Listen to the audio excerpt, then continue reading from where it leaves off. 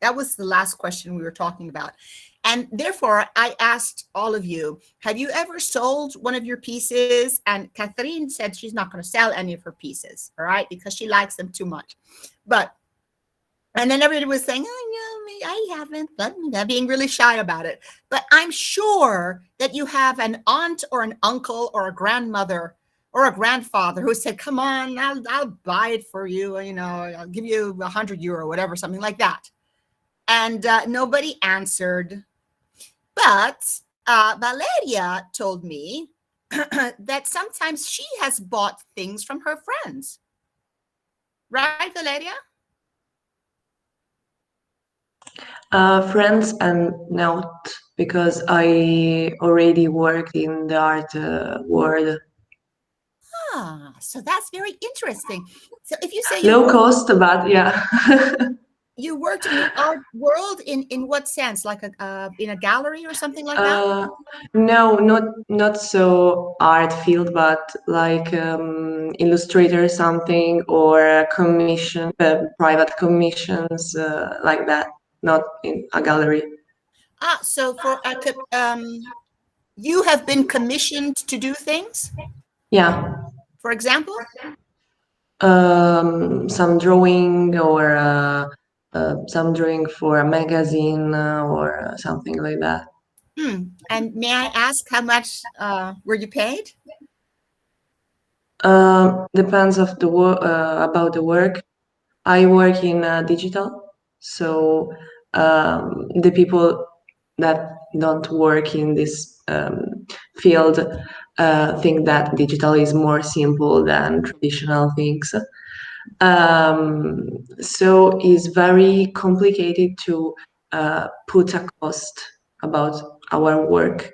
So after a few work that um, I'm being paid so much, so little, I consider a cost about an hour. So I work like 4 hours, so I would like to have 13 euro Euro of per euro, hour. yeah, 4 hour, and I make a calcul. Huh. So you see, that's a very interesting point that she has said, everybody, because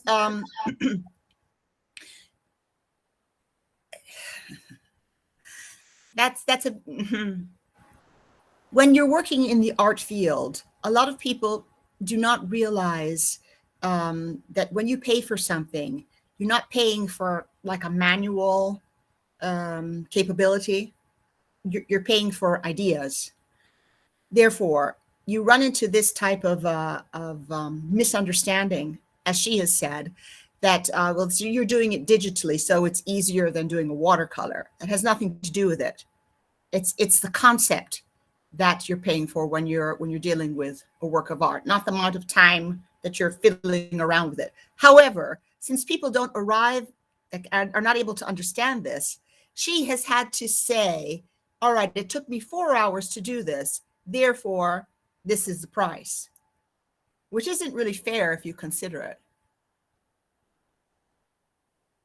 I see Catherine is kind of smiling there. What do you have to say, Catherine?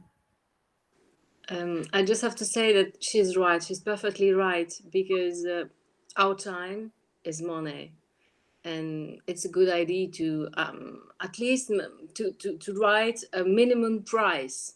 I don't work for less than this. It's a very good thing, because people always want to deal. If I buy you twice or 2 or 3 pieces, you make me a price, and they forget that we are not talking about objects, but time. It's But it's um, not only time, Catherine. It's yes, the but the time idea. is what you're paid for the time you work. If you, for example, you are paid to 12 months a year, and the boss said, "Well, I ask you 12 months a year.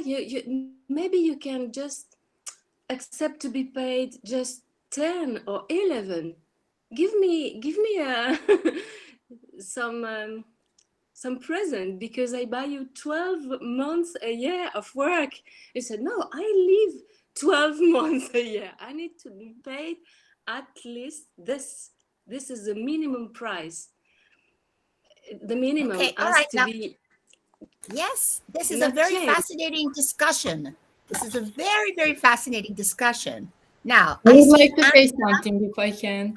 Angela, come in and Hello. give some I think that contrast here.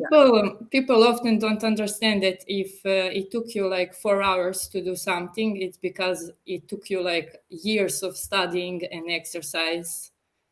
Thank So they you. don't appreciate it. Oh, you can do it like in 2 hours. So Thank you. Thank you.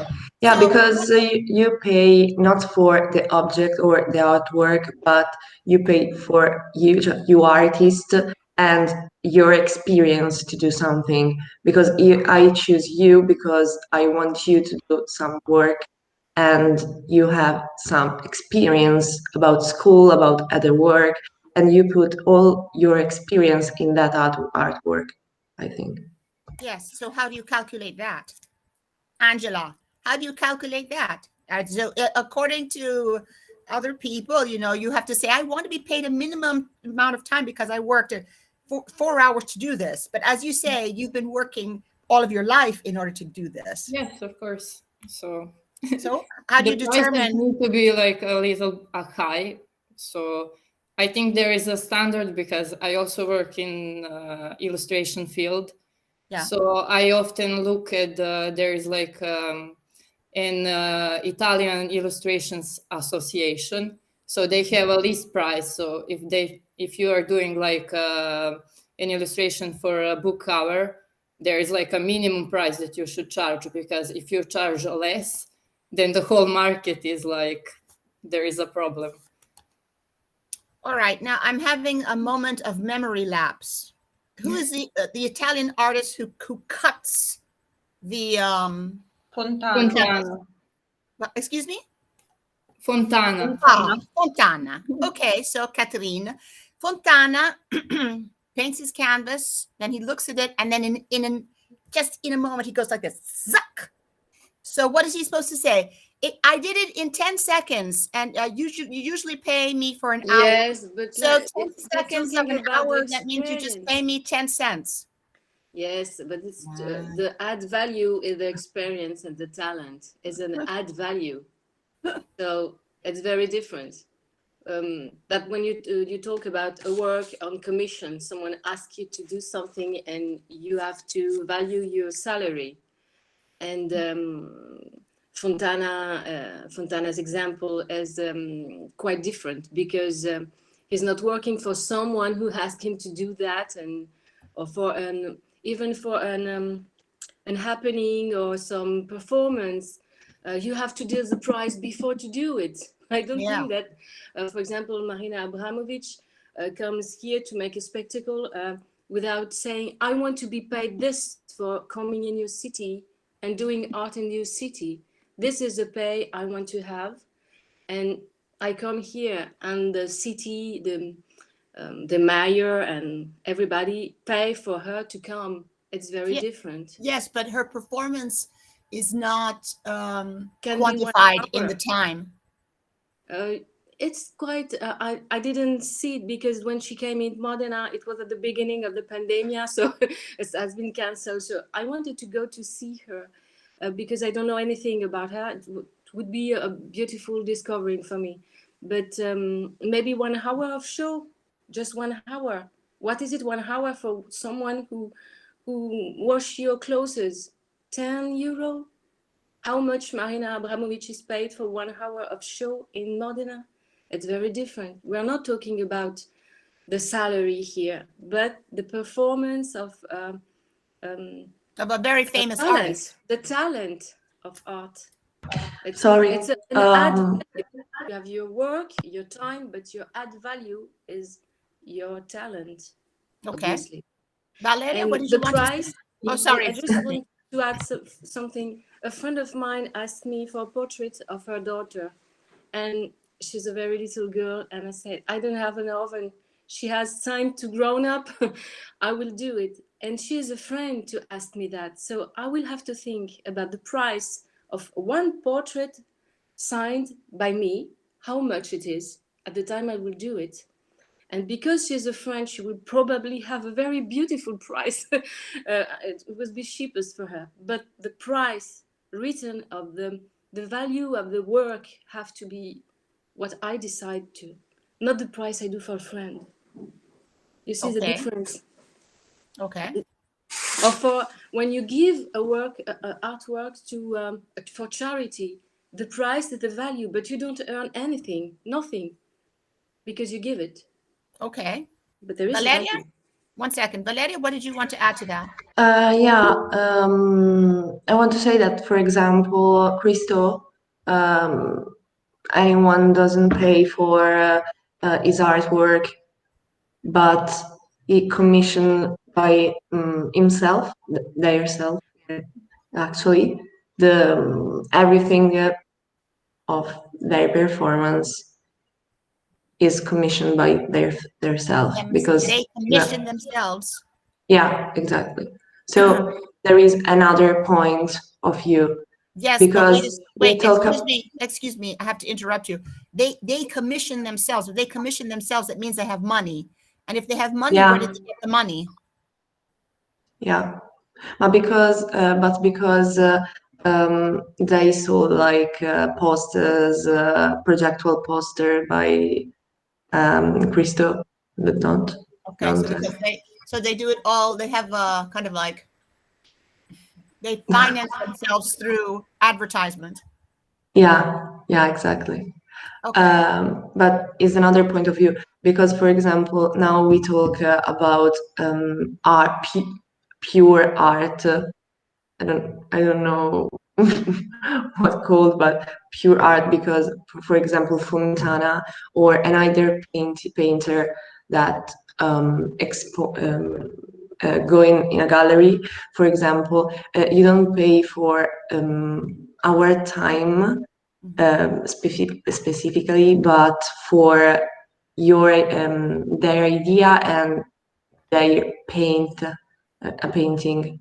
I don't know Okay. if it's clear. Yes. It's different, because illustration is more industrial in this thing, because everything is illustrator, or, for example, graphic designer or advertising is a very different field about painting or And sculpting. painting. Oh, okay. That's a point. Salvatore, what did you want to add? I respect all opinions, but I think it's a wrong idea. Think that time is the prime pillar to judge a prize for works, because if I work 3 hours and I draw the same thing that Valeria drew in 1 hour, I think the time is not the problem, but the price of the subject, the complexity of the subject. For example, Lucio Fontana is a cut on the canvas. I'm just doing the same thing right now, but the price is different, because it was Lucio Fontana that cut off the canvas, but my name is not Lucio Fontana. Yes, but Salvatore, once upon a time, Lucio Fontana was a Salvatore Longo before he became a Lucio Fontana. Yeah, but, yeah, but one day Lucio Fontana died, No, it and has the nothing to do praise. with dying. Come on. Wait, okay, so wait a second. Let's have Barbara, then we have to go on to the lesson, but I like this conversation.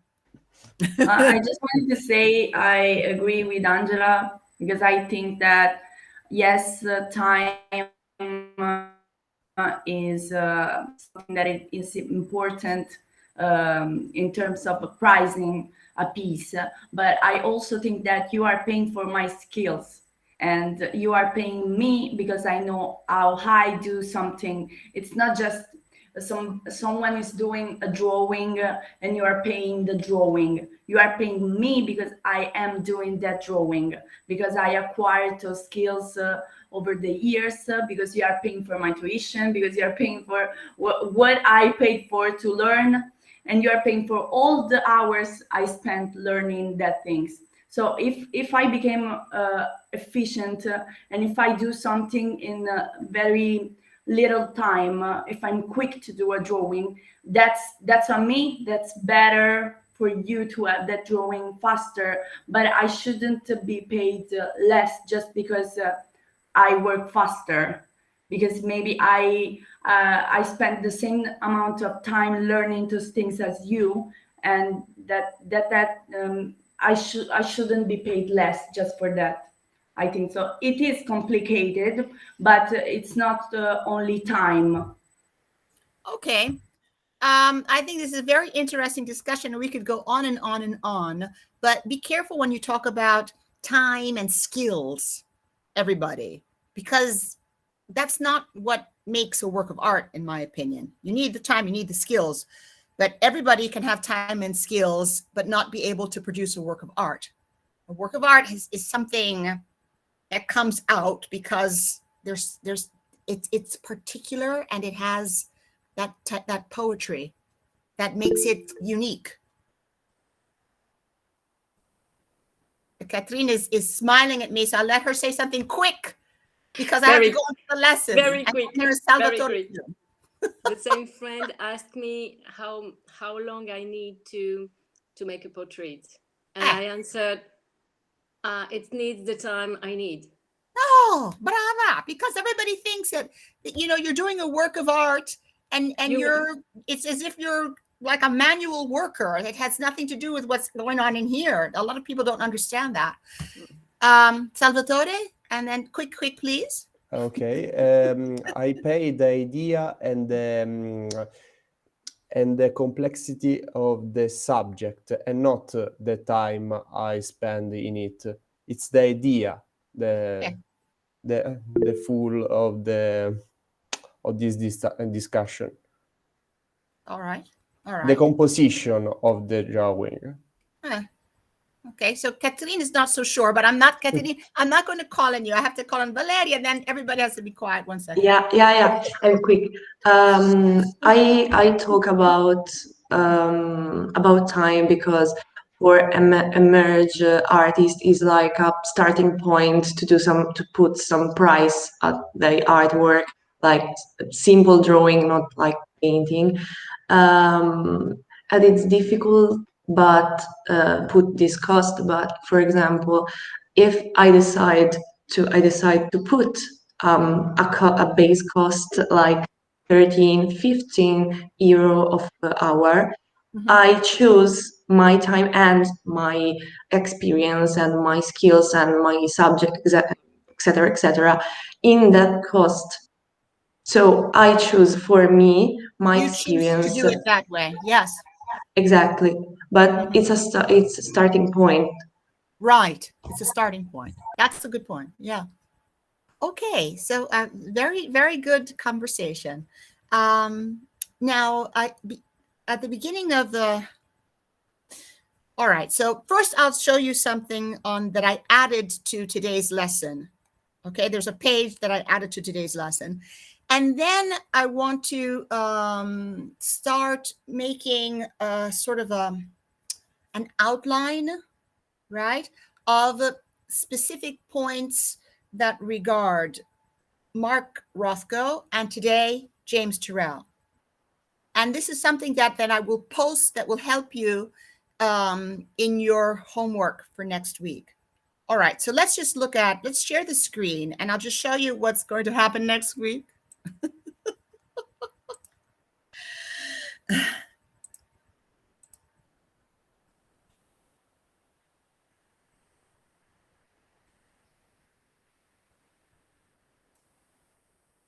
Okay, so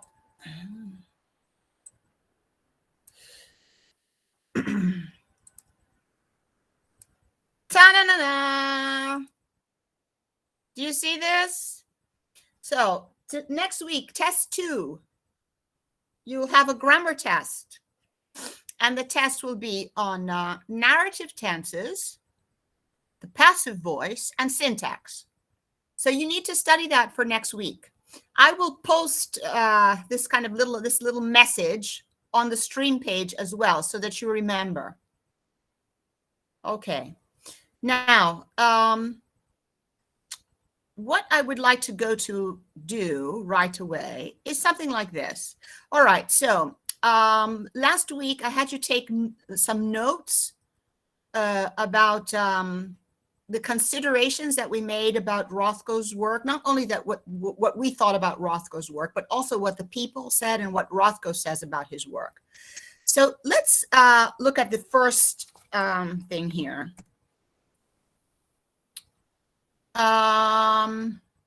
What can we say? What can we say about dimension in Rothko's work? Are you all able to see this?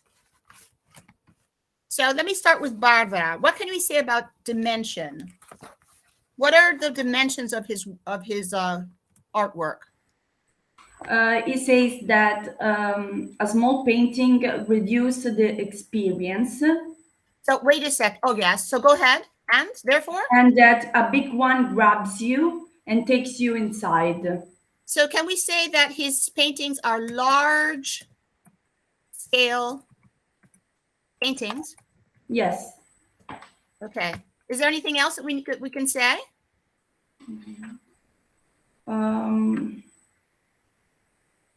So we can say about dimension. I don't know. So we can say also that the large scale paintings. What did you say? The small one reduces the experience. It reduces the experience, and the large scale paintings makes you enter into the experience. Can we say that? Yes. Yes. Okay.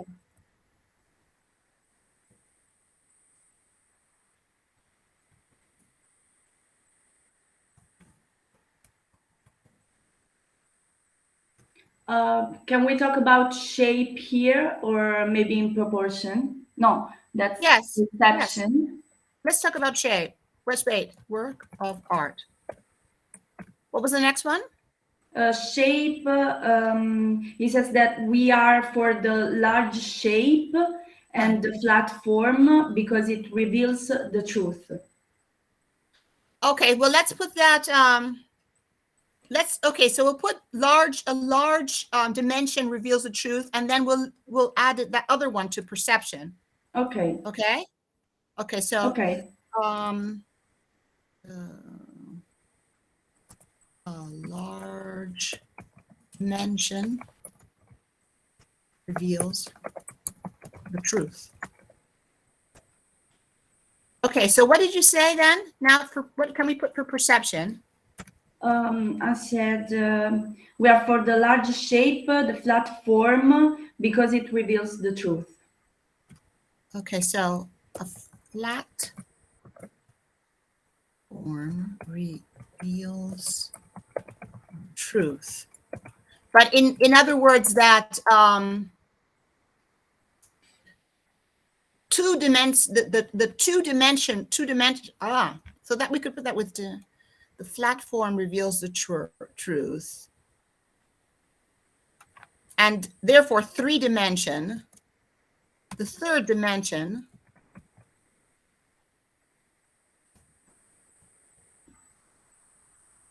is what, Barbara?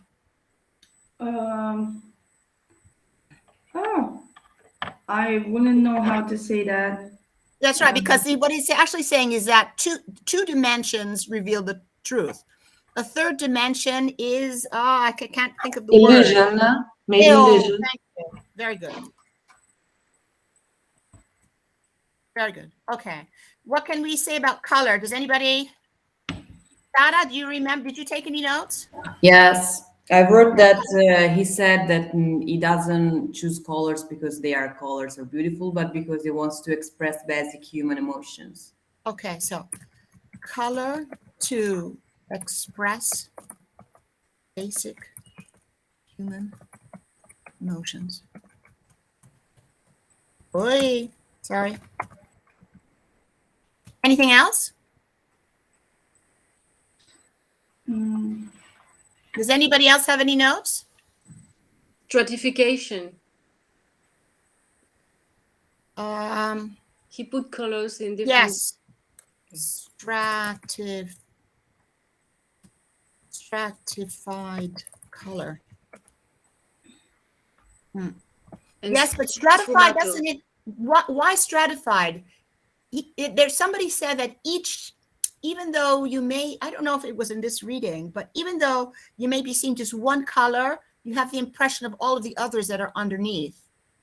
That wasn't in our reading, though, was it? It's I don't know in English. It's connected to Leonardo da Vinci and the sfumato. Okay. So do we want to put this here, Catherine? I don't know if the others are okay, because it's something I read it's a personal interpretation of some student, but not in your course. Yes, but I mean, we can think about that with Roscoe's paintings, because he just put one thing over another, and we're always, even though we're not really seeing them, we have the feeling of them. We're feeling them. Yes, because we can see through the different colors. Okay. Through the different straits of colors. So should we just leave it stratified color, or do we want to sort of develop this a bit? I don't know. Maybe ask the others what they think about it, because okay, Zhang Na, how would you develop that concept of stratified color? Or would you? I think I remember that when the color turns to the edge, and there's a sentence that it does not go off, it turns the corner. It turns the corner. So it's as if it's endless. Yes. It's okay, not endless. It's endless. All right, so that's not something. Okay, so that's just another thing to say. But Catherine, think of how we can expand on stratified color, because that's an interesting concept. Does anybody else have something to say about the color? I think stratified color can be the blended color between two shapes.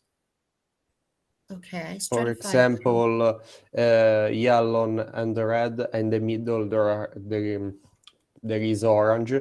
The orange was a complex emotion. Oh, excuse me. Catherine, what do you say about that? That sounds kind of good. It's something good. I was thinking about the fields, the fact that the fields are connected, not with a separation very visible. It's visible, but delicate in some way. Okay, so just one second, Catherine, hold on there. What did you say, Salvatore? A blending of color that creates the complex? Emotion or feelings. Because we are human and reduce all in a basic emotion, it's reductive. Okay. All we right. are shapes of color. Okay. And that's right, also shapes. Endless color, shapes of color. Catherine, what did you say again? About what? I don't know, the last thing you said. About the fields. Yes. Because he makes fields, and the stratified colors are in fields. You have something behind and something more, but separated, but connected. And maybe this is a reflex of our emotion and what we are inside. The complexity of our feelings.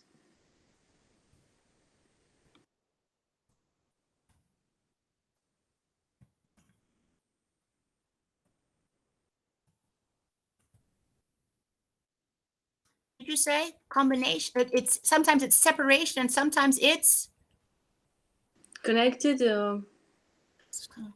I don't know the translation of sfumato. If someone has it, it's a good idea to compare this It's like blend.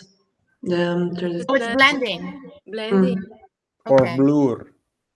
Okay, so let's just write again, blending and blurring. Very good, everybody. Okay, so how about for perception? Barbara, do we have anything else on perception? Not on perception. No. Okay, so let's go on to experience. I have something, but I don't know where it lands because it's about the shape.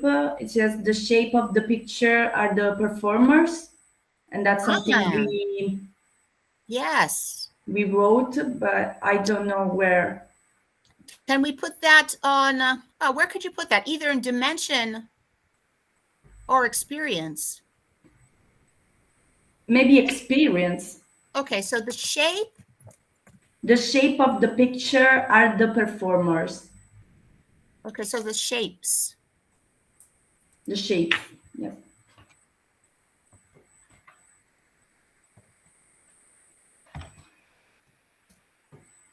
Anything else? Sarah, do you have anything on experience? I wrote that the fact that there are no obstacles between the painter and the idea, but I don't know if we can put it here. No obstacles between the idea. Painting? Oh, the idea. Yeah, the idea and your servers. I don't remember. Yes. Anything else? The religious experience. Okay. Okay. His. No. How can we say, is that Jannat? He regards his paintings as a religion, or he thinks of his paintings as a religious experience. He has the religious experience when during his painting, and also the viewers like cries before his painting has the same experience. No, original. Sorry. He has a religious.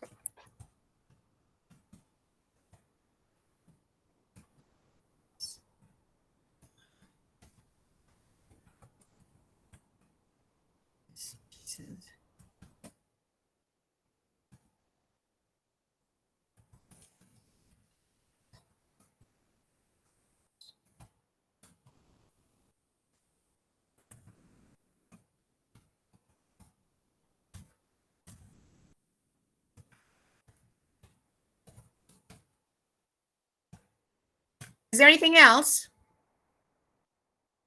The force field. Right. But I don't know if it's a perception or maybe it's a perception. Yeah. So what did they say? What did he say about the force field? The force field overcome the personal field that we created around in a room. The force field of the painting? Yes. Or of the image, let's say. Of the color. Okay, the force field of the color. What? Overcome our personal perception of the space. Excuse me.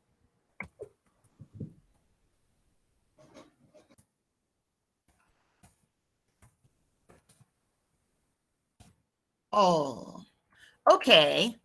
So this is what we have done today. Let's compare it to what my class did, this course did last year, but to see if there's anything that we need to add. All right. So this is what they did last year. Okay, so here, dimension, flat dimension, very large paintings. A large painting embraces the viewer and puts the viewer in the painting. So basically we did that. Then we also added color as a vehicle to communicate interior states of emotion. We said that as well. And your perception is determined by your presence within the painting. He has a preference for flat forms because they destroy illusion, reveal truth. We said that. The colors that he chooses are relations to his perception of his emotional state. More or less, we said that. The spirituality of his paintings go beyond cultural barriers. What do you think of that one, Barbara? Is that true? Maybe so. Maybe with the thing we said last week about how it goes beyond the painting and beyond the experience of the singular painting, maybe it could be something that we should incorporate. So we can incorporate this one here. Maybe. Or some, okay, all right, so let's think about that. And then experience. Seeing a Rothko painting is similar to an adventure in which you explore an unknown world. Anna Midaraska, you said something like that. You said that when you look at the painting, it's as if it's drawing you inside of it when you look at a Rothko. Yes, it's true. So would you add this? Seeing a Roth is similar to an adventure in which you explore an unknown world. Yeah. Okay, so let's add that. And then look at this one. This is something that we didn't add. The energy between the viewer and the painting, that space where this thing is happening, it's almost as if that's the work of art. We also said that last week. Barbara, do you remember that one? Yes, we said that, and maybe it's something we should have mentioned. Okay, so let me add these two to experience. I don't know about the cultural barriers one, but this one, I think it's more fitting. The one that we just wrote? Yes. Okay. I can add something about the beyond the cultural barriers. All right. What? It's because of the church he made the decoration without in full abstraction, because abstraction of sign of religion. The church he made is a very empty space, so you have to come with your own religion to pray. Yes, that's right. Maybe this is a reference to the church. Maybe that's a reference to the church. Okay, we don't need to add that. All right, so that very good work. So this is what we have on Rothko, and at the end of the lesson, we'll add Terrell's part, okay? And we are doing this because, oops, excuse me. The homework, right? Where's the homework? Here. You will write a brief visual analysis. But look, everybody, not more than 2 paragraphs. So don't write 3 pages, please. All right. In which you describe Rothko and Terrell's art. So you kind of, just you look at it and you describe how it appears to you. And then you use the class notes to compare the ideas of the 2 artists. So the class notes, maybe not everybody took them. That's why I was trying to just put them together for all of you so that you can refer to the things that you find most interesting in the class notes, maybe, and use them to write your comment. Okay, let's go on. All right, so bearing the light.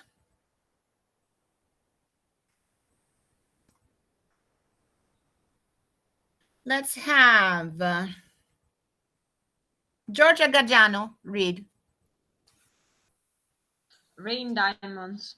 This winter morning. Wait, but Georgia, can you begin with the title and the name of the poet, please?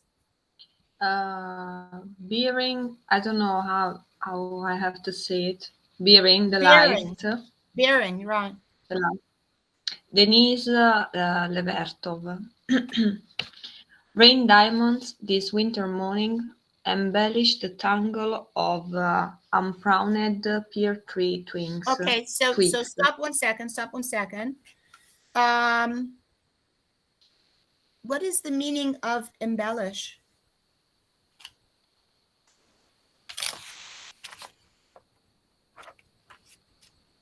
I don't know. You don't know? Okay. Does anybody know? Oh, sorry, Barbara. Sorry. No, go. Who's speaking? Valeria. Okay, Valeria, what is the meaning of embellish? Like put some decoration or use something to decor some. No? Okay, so she says to put a decoration. Does anybody have to want to add something to that? Maybe make something more attractive through decorative details. All right. Does anybody else have anything? Decoration Another with something precious, maybe. All right. Okay. So what you're doing is you're making something more attractive, more beautiful by the addition of decorative details. All right. And if we use Italian as our language of comparison, what is that? What is the word in Italian? The translation for this word? Impreziosire. Okay. And somebody else? How Forse about anche abbellire? abbellire, sì. Okay. Good. Good. Who just said abbellire? Sara. Okay. So Sara, what is the meaning of tangle? Is wires. Is that correct? Wires? Yeah, but it's okay. To tangle is to twist together. Yes. In a confused mess. So for example, tangle is a verb, and in this case it's used as a noun. But let's think of the verb so that it will clarify our sense of this noun. So if you have curly hair like mine, everybody can see my hair. Something that happens with curly hair is that it gets tangled. You understand? Instead of when I comb it, all right, a comb or pettine, you comb my hair and it stops in my hair because it's all tangled. Like with knots. Yes. So I don't know how you say it in Italian. I'd like the translation. I think groviglio, maybe. Yes. Okay. Or intrecciato. But no, it's more govriglio. Groviglio. Is there a verb for govriglio? Aggrovigliarsi, si dice. Oh, brava. That's what it is. Yeah. Okay. So, and then unpruned, what is the meaning of that? Does anybody know that? But before we say unpruned. Non-cut, uncutted. Very good. Because to prune, what is to prune? Is it just to cut? It's not about a tree, maybe. Yes. When you cut the tree. It's when you cut the tree. But why do you cut the tree? To make it grow. To make it grow. Not let it grow naturally, to help it grow. To help it grow. So when you prune a tree, you usually take away the dead branches, right? Or branches that are, well, you do it for yourself because in your garden, because a tree that grows in the, naturally is not pruned. A pruned tree is something that a man or a woman does in order to make the tree grow in a harmonious fashion. Harmonious from a human point of view, because a tree that's just left in a natural way is also harmonious, right? Okay, so it has not been pruned. And twigs, what are twigs, Barbara? Twigs are the slender shoots of a tree or of a plant. Good, very good. Okay, Yang Rui, could you please continue? Yes, each solitaire place appears with the considered judgment, bears the lights. I don't know these words. Beneath the refracted clouds. Okay, stop. Stop. Yeah. Stop. All right. So each solitaire placed, it appears, with considered judgment bears the life beneath the rifted clouds. All right. Now, a lot of you will think, you see this word appear, you'll say, oh, Adoya or Professor Marshall made a mistake. She wrote it incorrectly. No, this is the way the artist, in this case, the poet, desired to write this word. She decided to add this R here. But if you listen to the sound of this part of the poem, it's not a poem. Let's say it's a prose poem, okay?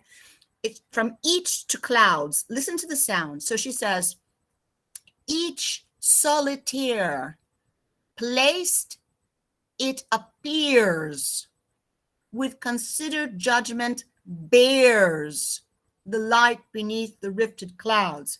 So we have this sound, this air sound that continues. But let's look at the meanings now. So what is a solitaire?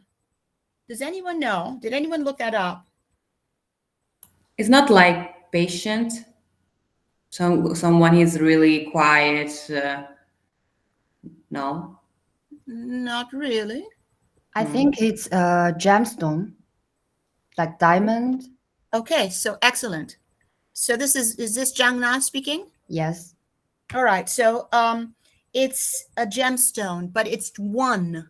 So for example, sometimes when people become engaged, there is a gift of a ring with just one stone. It could be a diamond or a gemstone, and that is called a solitaire. But attention, why is it solitaire? If we look at the word solitaire, it kind of reminds us of a solitary, alone. That's why it's called a solitaire. But this, I think, is French, so maybe Catherine will correct me. Is it French, solitaire? Yes, it means the only one. Only one. And is it used also in French to... a diamond ring. Ah, Yes. okay. So there you go. There you go. And solitaire is also used to as the name for a card game in which you play by yourself. In Italian, I think it's solitario. Is that Yes. right? In Italian, it's solitario, both the game and the ring. Ah, so even in Italian. We use the same way, yes. Oh, okay. So Yeah. I didn't know that. I didn't know that the solitario was also a ring in Italian. Yeah, like a fiancé ring. Okay, good, good. So that's so we have a sense of what we're talking about now. Yeah.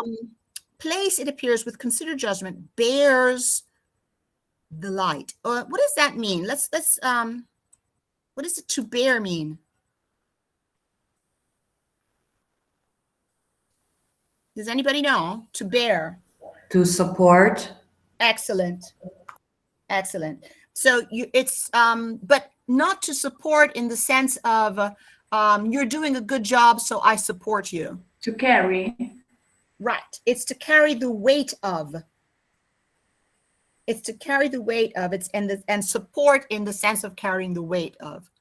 So it carries the weight of the light beneath the rifted clouds. What are rifted clouds? Does anyone know? Before we say, yeah, wait a second. Before we say, so this is the verb, okay? Let's think of the noun, a rift. What does anyone know what a rift is? It is not like the fragmentation, like spaccatura in Italiano. Yes, Okay. excellent, excellent. So a rift is a crack or a break in something. So if we say, if we create, actually, it's not a verb here, it's an adjective. If we create an adjective out of rift and we say rifted clouds, we're saying that the clouds are broken.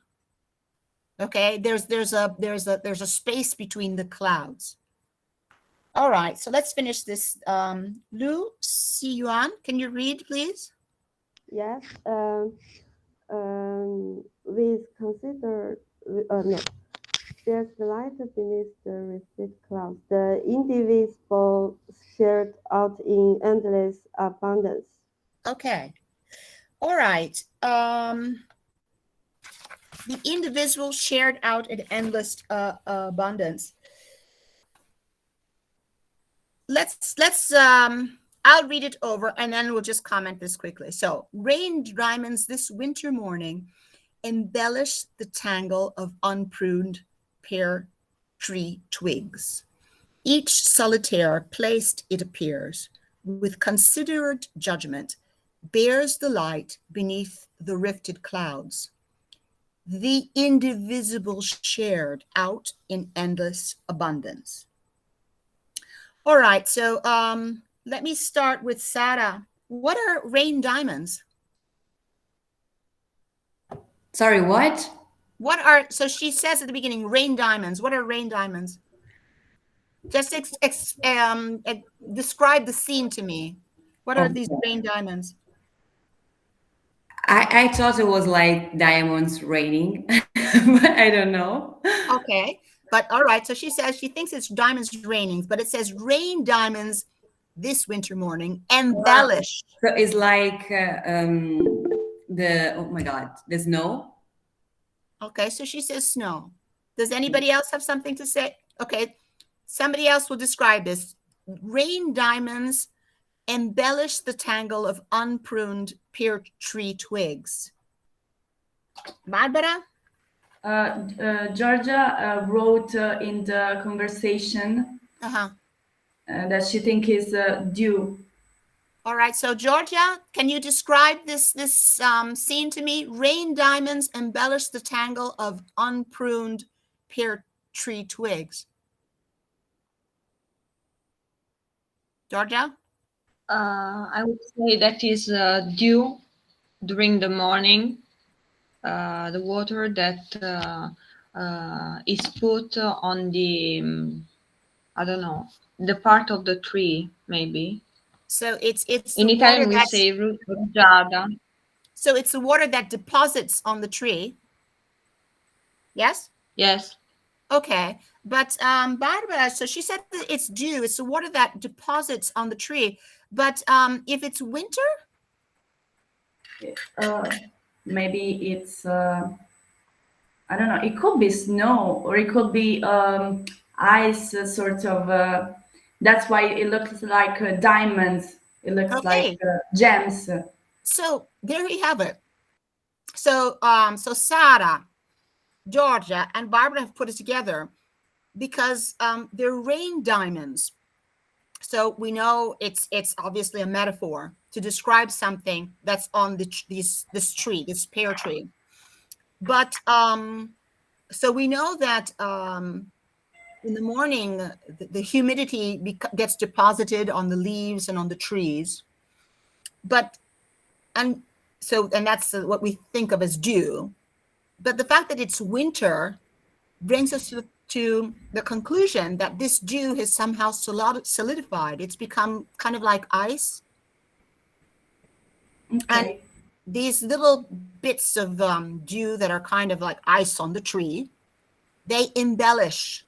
So they make, I don't want to say they decorate, but they make more beautiful the tangled, unpruned twigs of the pear tree. Now, each solitaire placed, it appears. When they say solitaire, Jiang Na, what are they referring to? What is she referring to? Excuse me. I think it refers to each rain diamonds as the small ice beads are separate, not together. Good. So each solitaire, each of these rain diamonds, these pieces of ice, it appears placed with considered judgment.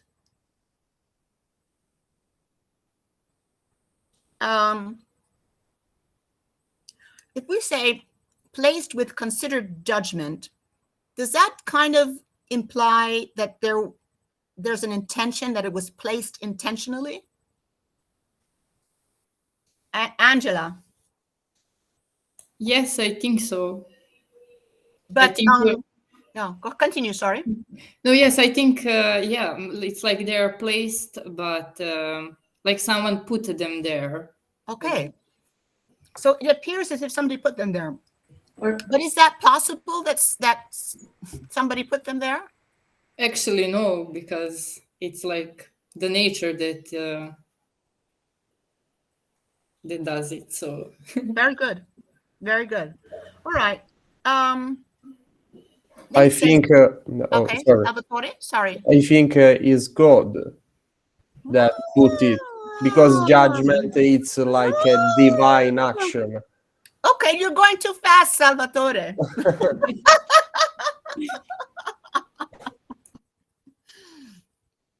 Okay, so Salvatore, we leave what Salvatore said. We'll leave that for the end. Okay. Okay, so each solitaire placed, it appears, with considered judgment, okay, bears the light. So, Sada, help me with this. What is it? What does it mean to bear the light? What do you think about her choice of the word to bear? Maybe in this case is like to, I don't know, just full of lights, lots of lights. It's like I don't know how to say in English. Okay, so for you, it gives you this kind of a sense of being full. Yeah, maybe. But does it also make you think of like a burden or a responsibility? If you say that, now you say that, yeah. No, I'm just, because I didn't think of full, and I think that's interesting, but I thought of a burden, responsibility. I don't know. Maybe it's all of those things. Maybe. An acceptation? Excuse me? A kind of acceptation, agreement. Oh, that's very good. An acceptance. Excuse me. So 1 point for Catherine also for that one. It's like the lights almost have weight. And weight. Very good. Yes, you're right. Also figuratively, not only a physical weight, but kind of something that goes beyond this physical sense of weight. Good, Jangna. Okay. Bears the light beneath the rifted clouds. So we have these clouds that are open. And then it says the indivisible shared. So let's go back to Salvatore.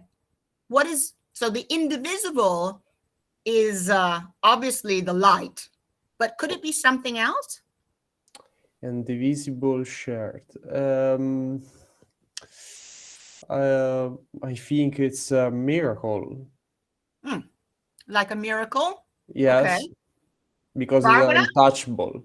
The untouchable. Barbara? I think that when Salvatore said it could be God, I think it could also be that we see in nature something that is so beautiful that we think that someone had to do it, had to put their hands on it. It could not be nature. And that's why we kind of are looking for an answer as to why something is that magical. So are you saying that magical? Are you relating this somehow to pantheism, that we see the presence of God within everything, especially within nature? Maybe. Yes, maybe. Okay, Sara, what do you have to say? The indivisible shared. I agree with Barbara. For me, it's like the force of nature is that beautiful.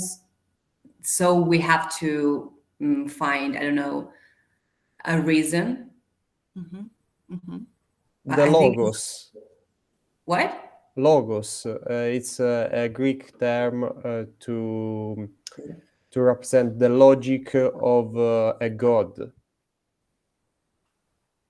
Of trying to make something that's indescribable logical. Something like God that's indescribable logical. Yes, because endless abundance is something that endless abundance, indivisible share it's are adjective to put on untouchable figure, like God, like nature, and behind this there is a logic that we don't understand very well. Okay, so that's an interesting comment you said, because it says that the indivisible, okay, so it's something that cannot be divided. There's a contradiction. Something that cannot be divided is shared. In order to share something, you have to divide it, but it's shared, okay? And it's shared out in endless abundance. So, also it talks about rifted clouds right before. Yeah. And? I see a contradiction between the indivisible and the fact that something is rifted, busted open, is shared with us. Good. And just let's end this now. Barbara, what is the abundance in your opinion? Maybe the nature we were talking about. Okay. Very good work. It's an interesting, it seems quite easy, but once you get into it, there's a lot of things that we can think about and even discuss within this poem. Prose poem. All right, so the next part of the lesson is not lesson 2, it's lesson 7.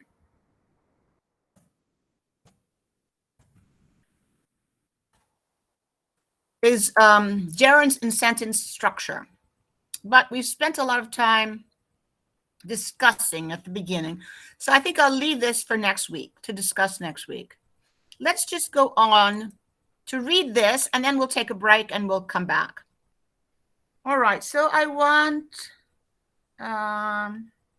Yang Rue to read. Oh, and as she reads, she's going to read and other people's reads, I want you all to take notes, okay? Write down some notes. So, Yang Rue, can you read, please?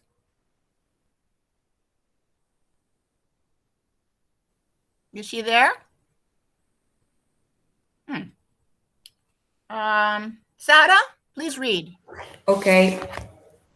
James Starrell, born in 1943 in Los Angeles, counts among the most important artists of our time. For more than 50 years, he has devoted his creative work to the treatment of immateriality and perception. Like no other, he succeeded in making light as an artistic medium, a sensual and spiritual experience. Terrell floods, thank you, rooms with light that presents itself as gentle seas of color or as an intensely glowing, sometimes diffusely spherical fog of light, taking observers to the limits of their perception. Okay, stop. Okay. What is the meaning of, so flood is a noun, and here it is used as a verb. What is the meaning of flood as a noun? I think I know in Italian, but I don't know how to say in English. It's like sommesso. Okay, so that as the verb, right? Okay. Right. Not really submerso, but do you know what the noun is? A flood? It's not invasione, something like that. No. No, it's something that water does. When there's so much water, the rain falls, it floods the town. Alluvione in Italian. No, è tipo inondazione. That's what it is. When it's raining and the river goes out of the banks. Okay. And the verb for that in Italian is inondare. Sì, yeah. Okay, so that's they're using the word that is usually referred to water to what he does with light. So it means that the light just comes into the rooms and completely submerge. Yes, it completely submerges or it fills the room with light, with this colored light. All right, Barbara, continue reading. Okay. Turrell eliminates the possibility of pinpointing one's location by means of an object or spatial limits, transmitting a feeling of endlessness. Reduced to perception itself, the onlooker's gaze almost automatically turns inwards, creating the possibility of a self-awareness and a self-reflection, mediatively observing one's own seeing. Oh, that's kind of a Yes. interesting. You observe the way you see. That's well, I don't know how that comes about, but anyway, let's see. So to pinpoint, what does that mean, Barbara? To find or identify with precision something. Very good. Okay, so he eliminates the possibility of pinpointing one's location by means of an object or spatial limits. So when you're within one of his installations, because they're usually installations, but he also does pieces, there's nothing for you to focus on, in the sense of, there's nothing for you to focus on other than your experience within this light. So there's not like a little figure here or a little sound there that distracts you from your experience. And it transmits this feeling of endlessness, it says. And what is an onlooker, Barbara? A spectator, an observer. Good. All right, and let's finish reading with Lu Suyon. Yeah. The artist himself constantly emphasizes that his work is best described as perceptual art in large-scale, atmospheric installations.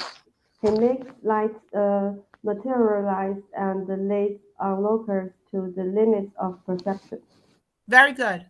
Okay, so let's just go very quickly say the main points. Barbara, can you give me one of the main points that came to your mind? He has devoted his creative work to the treatment of immateriality and perception. So, okay, treatment of immateriality and perception. Another one, Jiangna? Yes, he succeeded in making light as an artistic medium. Okay, making light as an artistic medium. Good. Lu Suyuan, is there one that came to your mind?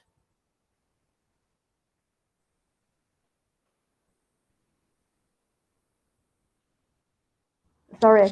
A feeling of endlessness. Okay, so that it transmits a feeling of endlessness. Yeah. Okay, I would, let's see. Sarah, is there any other ones that? I think it's important the part of self-reflection about the observers. Yes, okay, creating the possibility. Yeah, of self-awareness and self-reflection. Okay, and Georgia? Georgia, what? Can you say the question? Are there any other points or concepts that you found interesting? In my opinion, the space, maybe the light, that is the most important thing of this space. Okay, so I don't know if anyone has said it. Yeah, no, maybe at the end he makes light materialize and leads onlookers to the limit of. Okay, all right, this one, okay. And I'd add one more: light as a sensual and spiritual experience. Okay. And large scale atmospheric Very installations. good. Yes, yes. Large scale atmospheric installations. That we can add that to dimension. Maybe the part of glowing too. Excuse for me. What? Maybe the part of glowing too for the color. Gentle seas of Yeah. color. Or as yes. Intensely glowing. All right. Yes. Okay. Intensely glowing. Okay. I suggest to underline all the text. Except the born in 1943, Los Angeles. We don't care about the date of birth. 2 points for Salvatore's comment. Okay, take a break until 10:25. Okay.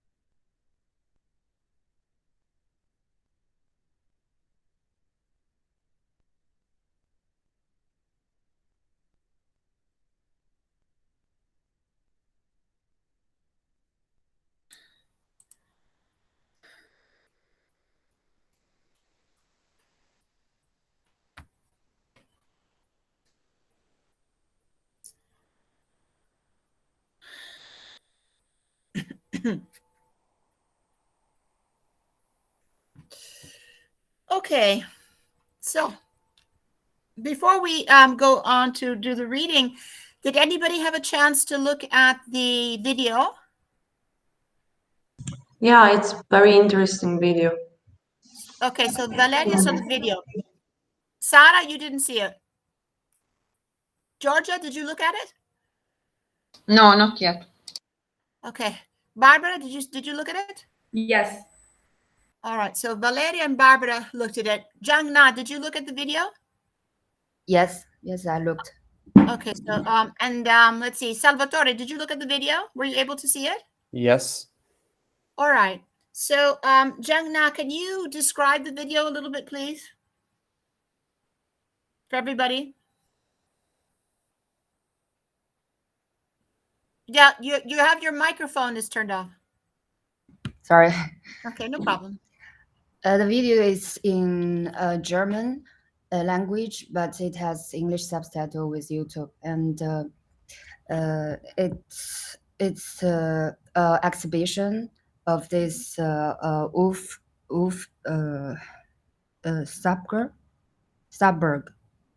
I don't know the pronounce. Well, it doesn't matter. It's okay. It's an exhibition, and what is it? What can you describe the exhibition? It's about James Turrell's biggest exhibition, this project, and it's full of lights, and it has several rooms. When you first look at the door, it looks okay. like Okay, stop.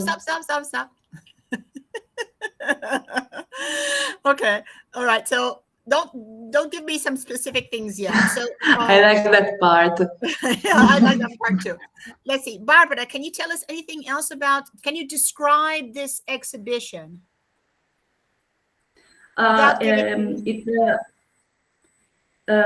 It's sort of bring us into the exhibition and explain to us how the artwork is perceived and what we have to look for and what we are seeing. Okay, and, but wait. Okay, so you're telling us what this person is kind of describing to us, but can you give me a physical description of what you saw? What did you see? The physical ambience. Okay. Yes. It's sort of these rooms full of light. And, okay, so is it only rooms or is it the whole museum? The whole museum. It's sort of a I don't know how to say it in English. Percorso. I don't know. Can someone help me? A path. Well, no, it's not a path. Let's call it a journey. Oh, okay. Journey, sort of a journey. Yeah. Okay. All right. So wait a second.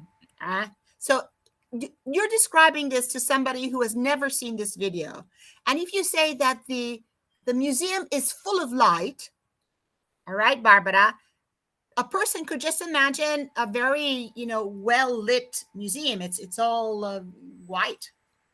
Is that what it is? No.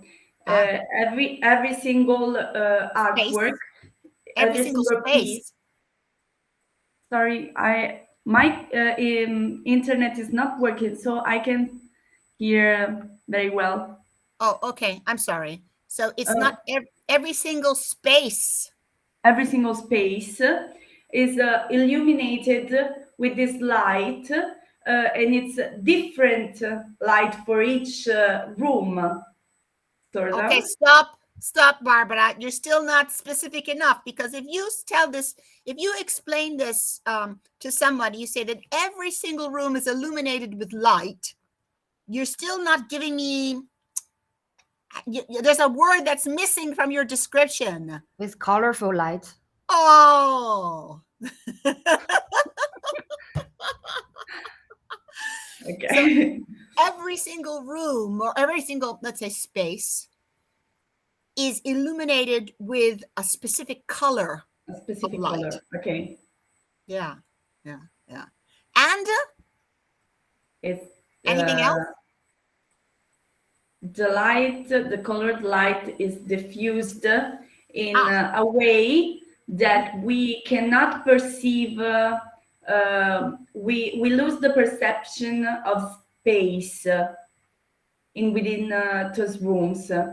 So when we look at it, it kind of looks like a picture that is exposed, but it's not a picture. It's actually a room that is illuminated in a way that it looks like a picture. All right. So that was the part that Jangna was about to describe, and that was Valeria's favorite part. Yeah, and in the, for example, the video begin with the man that explained the life of Turel, or the poetic of Turel, and he walked in front of the camera in this big room with fuchsia light, purple light, and he walks so long, but the perception is very little about the room, because sometimes the room was bigger than our that, perception. yeah, exactly, and vice versa. So, okay, since everybody has not seen it, shall we just look at the video very quickly? Would you like to do that? That way we can understand it better, because it's difficult, as you could see, for Barbara and Jangna and Valeria, it's kind of difficult to explain. Yeah, because it's like an illusion.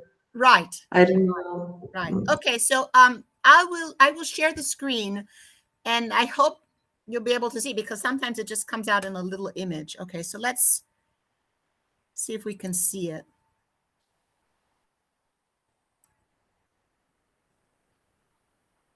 It doesn't last long.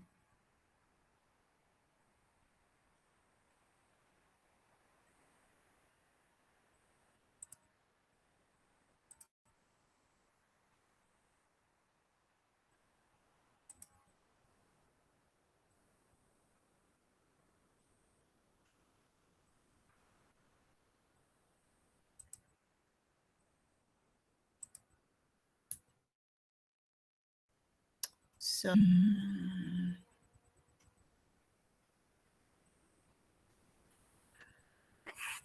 wahrscheinlich das Grundsätzlichste, das Elementarste, was es überhaupt gibt. Ohne Licht wäre es nicht einfach nur dunkel, sondern es gäbe überhaupt kein Leben im Universum. Und das hat dann auch immer wieder Künstler interessiert, sich mit dem Wesen des Lichtes zu beschäftigen. Angefangen hat es vor allem im Impressionismus im vorletzten Jahrhundert, wo man versucht hat, das Licht zu befreien von der Leinwand und es in den Raum hineinzubringen. In den 60er Jahren dann tatsächlich auch farbiges Licht thematisiert hat im Raum, wie Licht im Raum wirkt. Und die Spitze dieser Entwicklung, der Befreiung des Lichts von seinem Träger und es frei im Raum ausbreiten zu lassen, das ist James Turrell. Wir haben hier in Wolfsburg für ihn die bisher größte Installation, die er je in einem Museum realisiert hat, aufgebaut.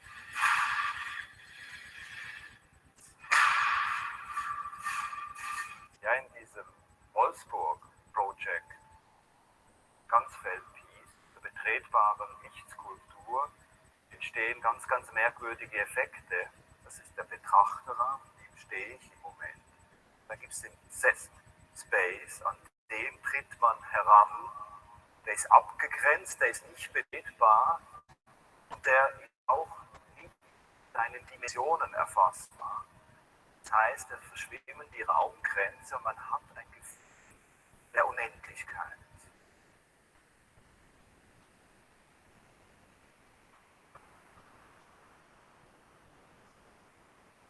Wir sehen ein leuchtendes, flaches Bild an der Wand.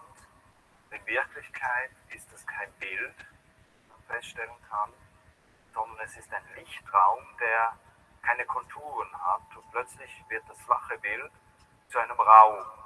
Das Bild selber wird zu etwas, aus dem man aussteigen kann. Dieser Ausstieg aus dem Bilde ist für die Kunstgeschichte der modernen Kunst ein ganz, ganz entscheidender Moment. Die Verräumlichung des flachen Bildes. Und es gibt niemanden, der das so eindrücklich umgesetzt hat wie James Turrell.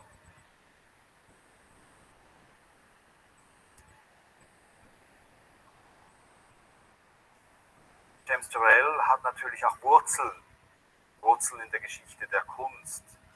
Und er ist im Prinzip heute die Spitze einer Entwicklung, die beginnt mit dem Abstraktwerden des Tafelbildes, geht über die große Farbfeldmalerei von Mark Roscoe oder Barnett Newman oder Ed Reinhardt, dann weiter zur Minimal Art und dann auch weiterführt bis in die Landart hinein. Der Rodin Creator ist wahrscheinlich das größte Kunstwerk eines zeitgenössischen Künstlers auf diesem Planeten, kann man sagen, überall. Okay.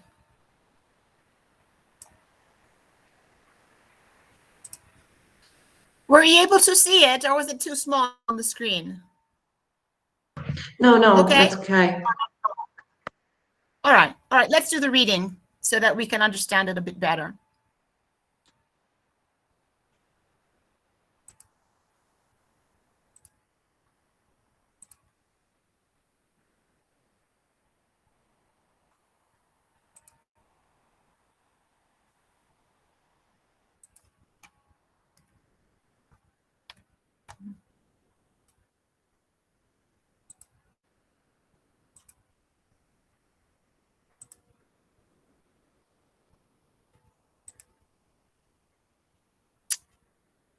Okay, let's start with Jangna.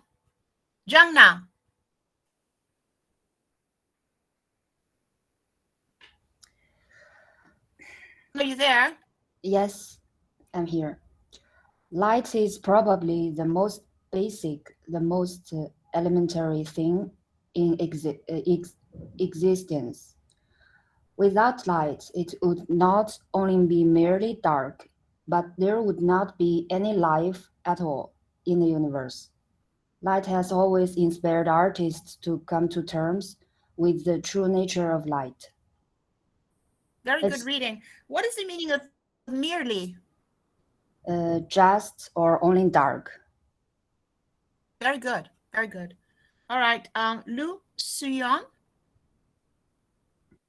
Yeah, it started with Impressionism in the 19th century, when artists tried to liberate light from the covers and transfer it into the third dimension.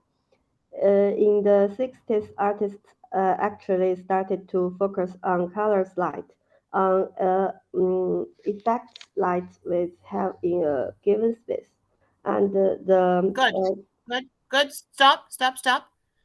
All right. Is Yang Rue, are you there?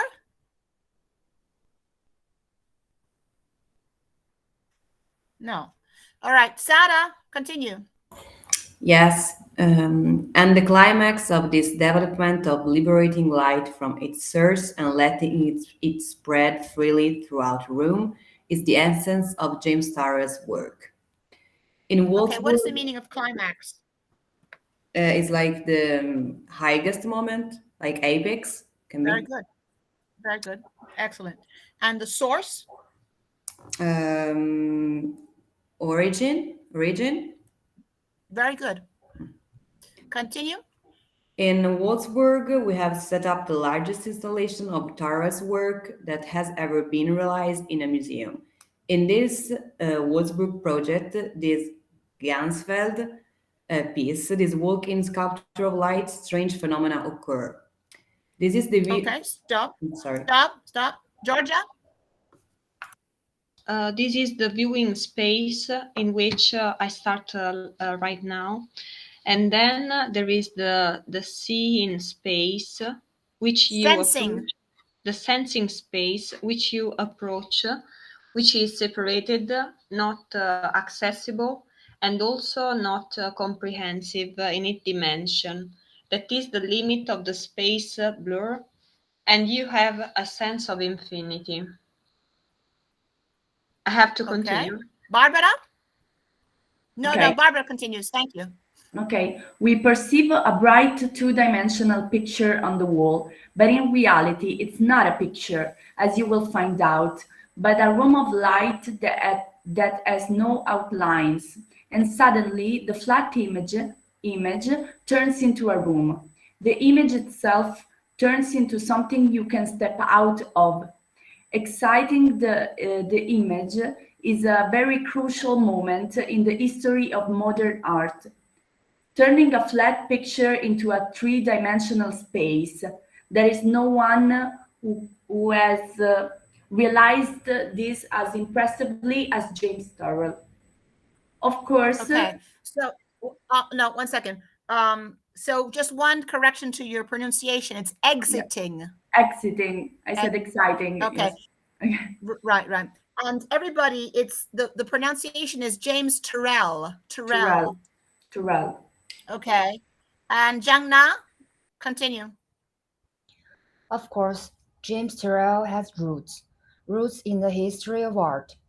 He represents the pinnacle of a development that started with the abstraction of the panel painting and continues with the great color-filled paintings of Mark Rothko or Bennett Newman or Ed Reinhardt, to minimal art and finally to land art. Okay. What does it mean that he has roots in the history of art, Zhang Na? It means the roots means the logic of the art history, and he has the formal generation like Mark Rothko, this kind of paintings, and he developed it, used new materials, but they have the kind of same essence. Okay, so you're saying that roots is an essence. Roots is logic. All right. Let me see if anybody can add something to that. Catherine, what does it mean they have the same roots? It's maybe referencing to the flux. Okay, so Zhang Na says logic. Catherine says the flux. Does anybody have another way to say what does the roots? They have the same roots. To me, oh, who is this? Valeria? No, Barbara. Sorry. Okay, Barbara. Sorry. I think about source, maybe. Okay. Yes, it's source or origin, right? Very good. Okay, so let's come back to this to see if we understand. Let me come back.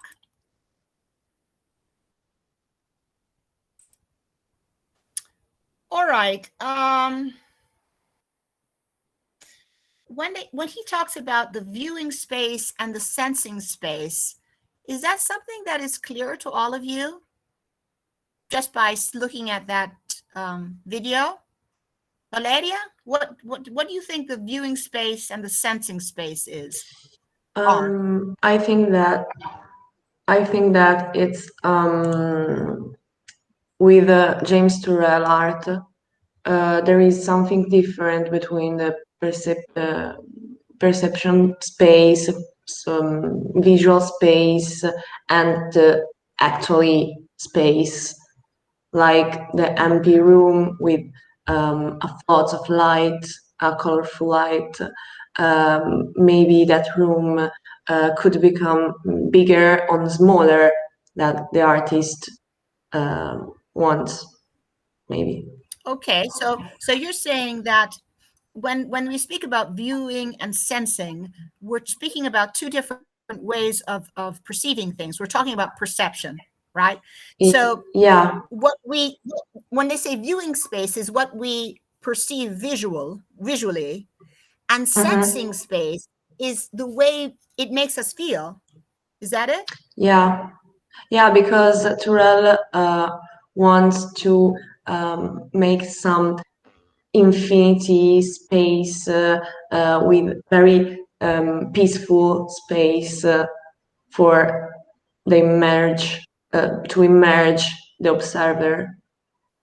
That it's not an observer at all, but the viewer, you know. That's interesting. It's not, she says, it's not an No, observer at all. it's Wait, Valeria. it's Wait, like out there. a That's part of artwork, because without viewer or the person, the art doesn't make sense. That's an excellent point. Now, Barbara, could you write that down? Because I want to add that. So it's not that the observer is actually just an observer. The person that we usually call the observer is a part of the artwork. Yeah, because it's a part not of the art. Yeah, because it's not the action that the viewer, the people makes, but the feeling of the people. So, like the subject is like the infinity of space. So the connection between the viewer and the light, this space, I think. Okay, so let me ask somebody else. Angela, what do you think about that? Yes, I think Valeria said it really well, that without an observer, the artwork doesn't exist. So an observer has a really significant role in this. That's a very good. I like this comment. Now let me stay with Angela. What do you think about? He says a two-dimensional image becomes a three-dimensional space. What did you think about that? I think it's really interesting, and like when you enter in the space, you see something that looks two-dimensional, like an image. But when you realize that you can enter it, I think that's a really specific feeling that you can do only with this type of artwork. Right. It kind of like makes your mind explode, actually, because because then when you enter in that, there's no sense of like walls or limits. It apparently seems like an infinite space. Okay. So let's go on to sorry. Go ahead. No, go ahead. Like a labyrinth of glass is like kid games that you don't have the perspective, because all the labyrinth is made like a glass. So it's it's very difficult to make some dimension in that. Valeria, are you saying glass or mirrors? No, glass, like transparent material. Because you can see the other people and the other people can see you. That's right. That's right. It's like plexiglass, not glass, but it's almost the same. That's interesting. I have to say that for me, it was a bit terrifying to enter a space like this.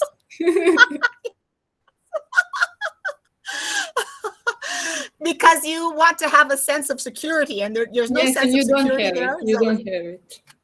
Okay, all right. But you can see the door of the space, the other competitor on the glass, so don't worry. Yeah, I don't think I want to be in a kind of labyrinth like that either. Okay, then we say this exiting the image. So Sara Onofrieti, what does he mean of exiting the image? I think it's the same that passing from two-dimension to three-dimension. So it's like we have an image, but we can touch it, we can entering the space. So I think is about this point. Yeah, but that's just my point. He says that's the first that's ever been done, exiting the image. But have we ever entered the image? In this case, yes, no. I mean, he's like realizing image, two-dimensional image with light, colorful light. At some points, it's not that, because it's like an illusion of an image. So in this case, with his artwork, we can actually enter into the image. Okay. And if we think about it not as a physical thing, but as a metaphorically. When we were talking about Rothko's work, he said that, you know, this large painting, you want to create a large painting so that the viewer can feel a part of the painting, have an experience within the painting. Is that somehow entering the painting, Sarah? I don't know. Before the installation, there were artists like Rothko realizing painting, in which he said that there is like the distance between the artwork and the observer is like also part of the art. So it's like calling the observer to be part of the painting. So I think be part of it. Yeah. Ah, all right. So write that down, Sarah. I like that. Calling the observer to be part of the painting. We'll add that to our list. Catherine, what did you want to say? Oh, I just want to say that makes me remember a movie from Woody Allen, the Which Purple one? Rose of the Cairo. I don't know the name of the movie. Yes. That someone goes out of the movie and live a true life. So the fact of exiting the room, exiting the artwork, you go back to reality. Just want to make this parallel. I don't know if that's a good idea. I like that. Okay. That is very beautiful. Write that down, Catherine. So exiting the artwork makes you go back to reality. That's very, very nice. Did you write that down, Catherine? No. Can you write that down? I want to add that. Because you want me to write it with my pen on my... I wrote it down, don't worry. Okay, Barbara wrote it. Okay, I have because... a second... wait a second, I just Catherine. wanted to add a second. So, yes. Okay, after. Okay, because what she's talking about this movie of Woody Allen, and she's right. At a certain point, the protagonist of the movie he jumps out of the movie, right? And he becomes a part of the reality of this woman who is looking at the movie.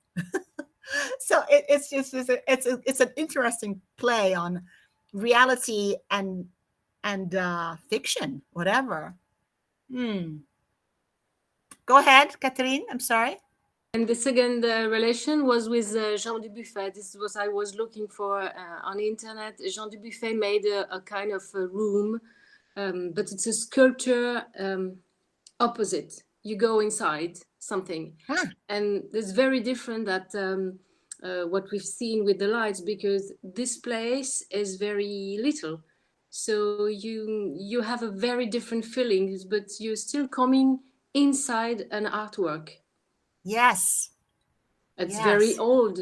It's from 1917. So it's very old compared to this artist more close to us. But it's interesting that he wanted to at that point of time, he wanted to reverse the situation of the artwork. So a sculpture, in those times, you just looked at a sculpture. You could go around the sculpture. He said, no, this time I want you to go inside of it. That's an interesting turning point. Very interesting turning point. Jiang Na?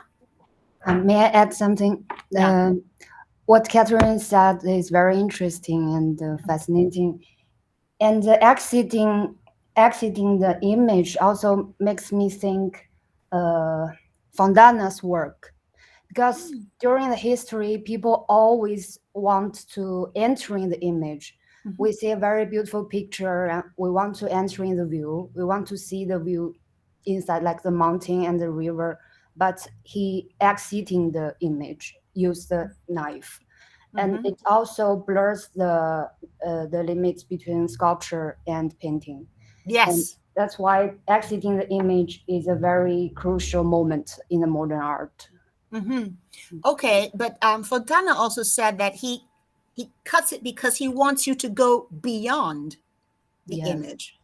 I think it also has the meaning of beyond the space, beyond the flat space. Barbara, are you writing this down?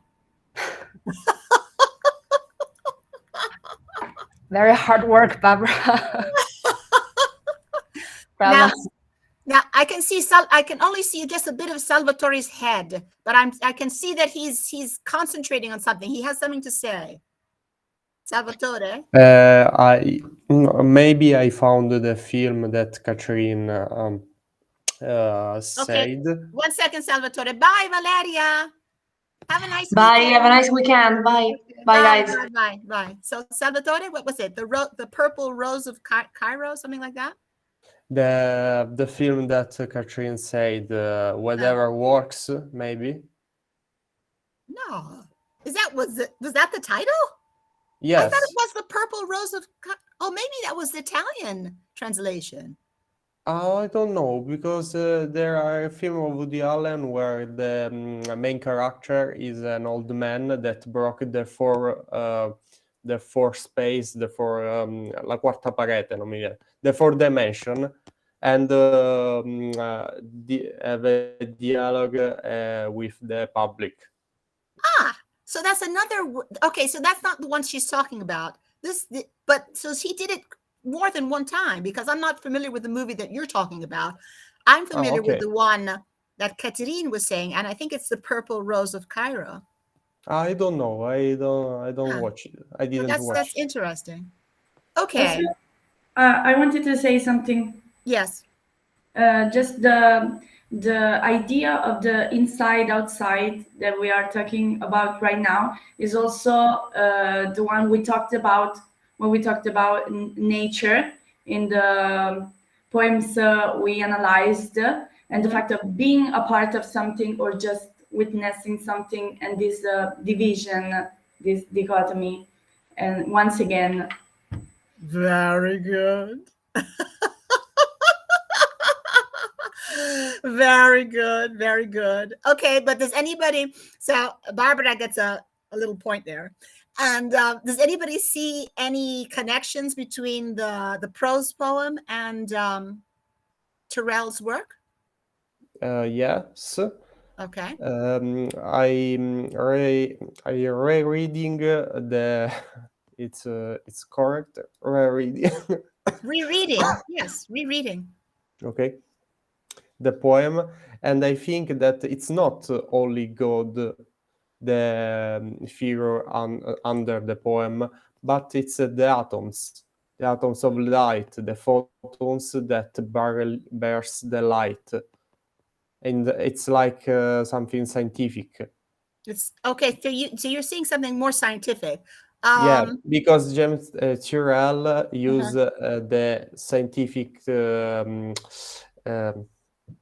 specific of the light, the characteristic of the light to spread in a white room and floods the color in the base form. Yes, but I like it better. The dark, the shadows.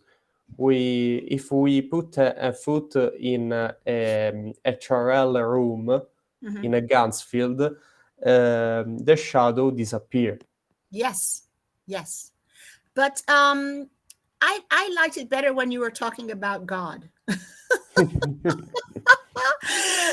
Not that what you said now is what you said now is also very interesting, but when you think about what we read in the first reading, it says he uses light as a sensual and spiritual experience.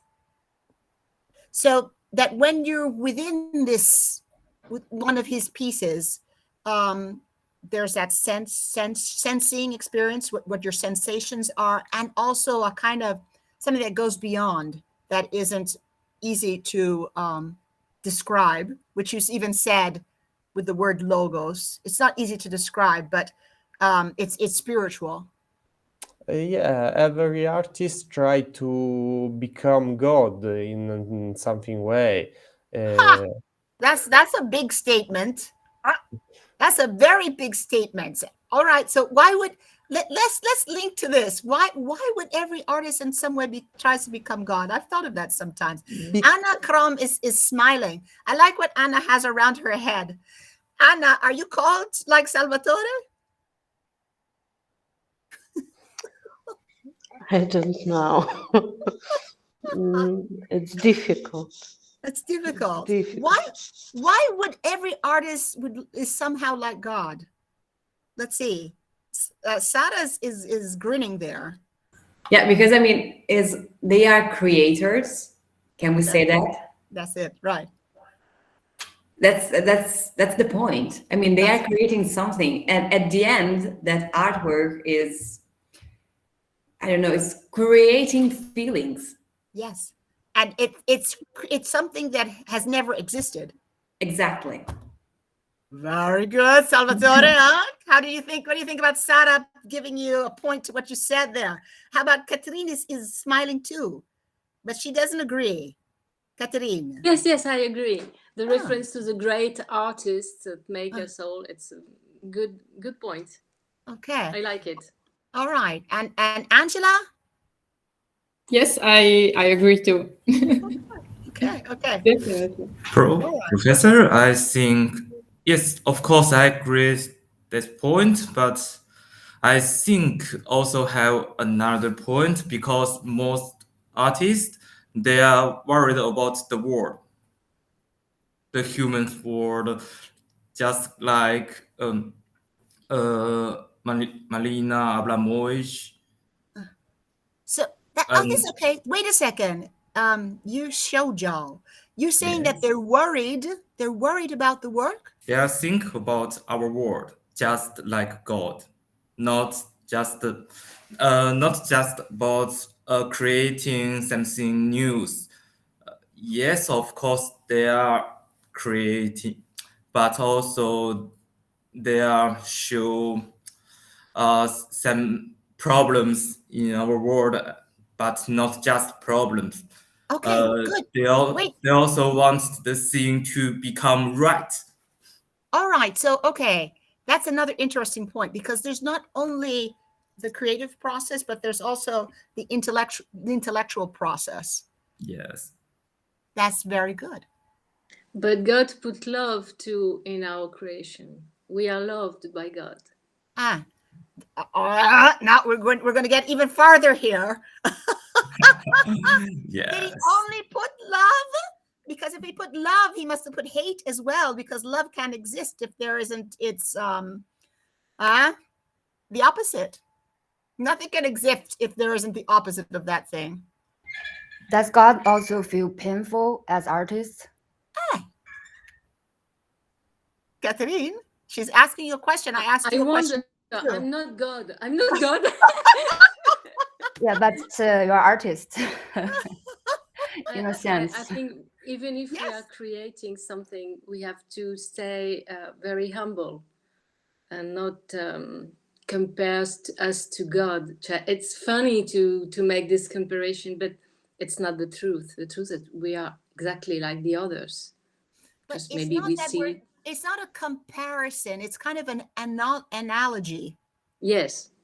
Okay, so what we're saying is that in a way, if we consider this because it starts with the poem, right?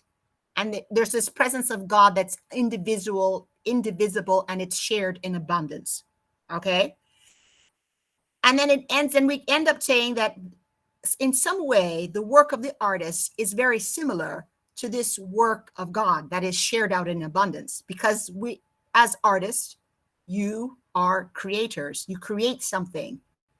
You not only create something physically, but you even create something intellectually, as Yi Xiaojia says. So it's not that we're saying that we as artists are gods, but there's an analogous work going on. Yes, because we when I said we put also love in our work, we put passion in it. So I understand. All right. Not only, and I add not only love and passion, but everything else that's the opposite of that, because we're not only love and passion. Catherine.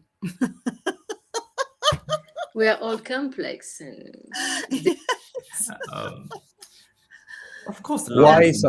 Why someday will we not become a god? That I cannot answer. That's a very interesting point of art or science. Art or science? Yes, because someday we can go to the universe. Mm. Yes, not just like today. Before our technique evolution, also the art will, I don't know, will become something else. I'm not sure that I understood what you said, but I have something to say about that. So through science, we can physically do things like even explore the universe, but through our intellect, we can do the same thing without doing it physically. Okay, let's try and complete our comparison.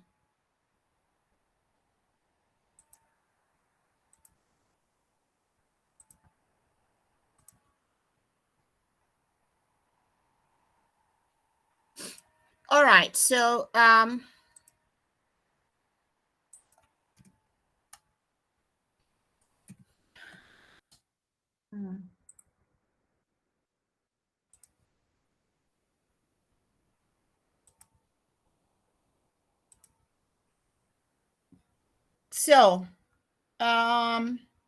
Jangna, what can we say about dimension?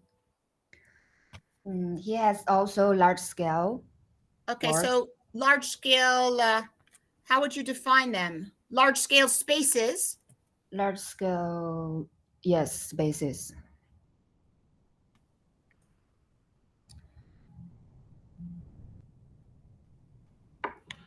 And making light as an artistic medium. Okay, wait a second. So large scale spaces, let's use the word that they use, flooded with colored light. Is there anything else that we can say about dimension? Sarah? You want me to hyphenate this maybe? No, maybe I will write large scale atmospheric installation. I mean, there are three dimension words, not okay, two good. dimension. So three-dimensional atmospheric installation, no? Right. Okay. Three-dimensional atmospheric installations.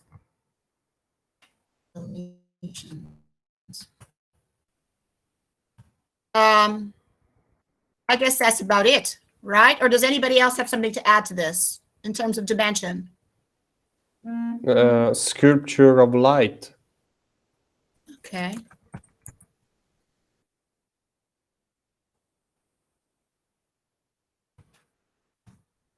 How about no dimension?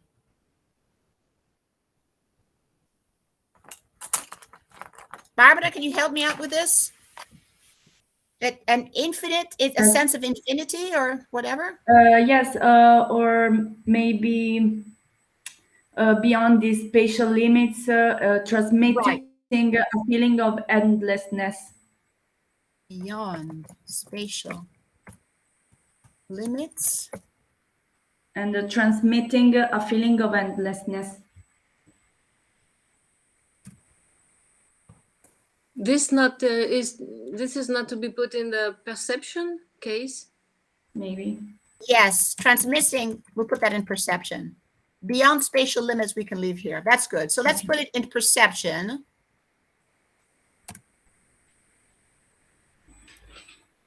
So what was that? Transmitting? A feeling of endlessness.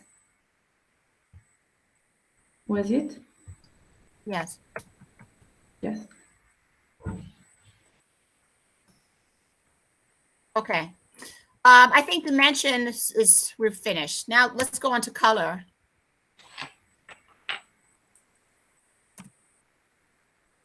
What can we say about the color?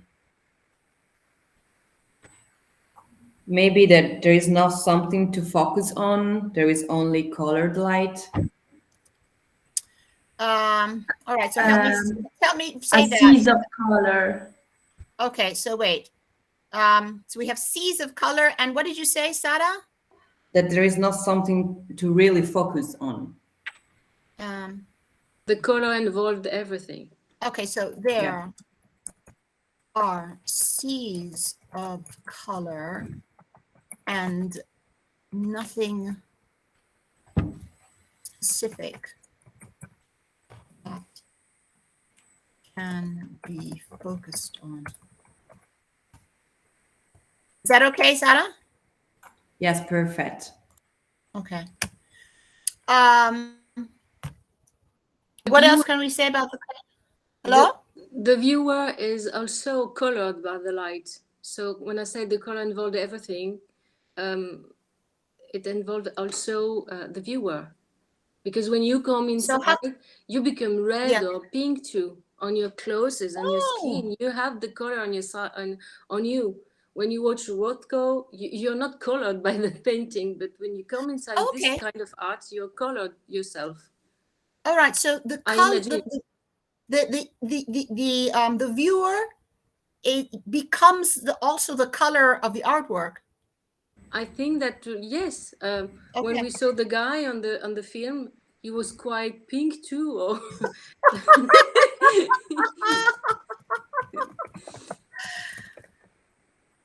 I'm not sure, but I think it's it's true. And maybe also the fact that colored light is the artistic medium. It says in the script.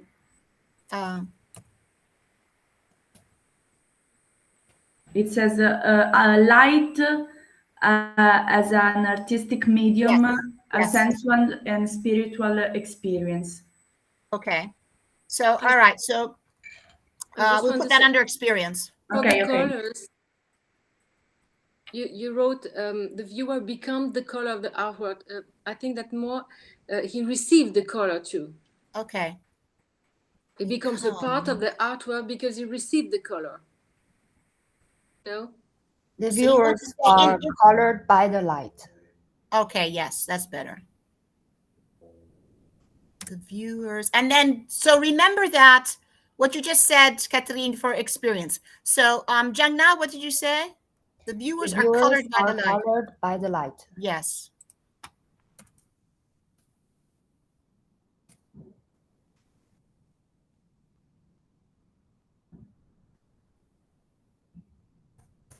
Okay. Also, the colors are gentle but strong. It also gives the viewer a sense of religious feeling. Okay. I think he also did an exhibition in the church. Yes. Yes. Gentle but strong and strong.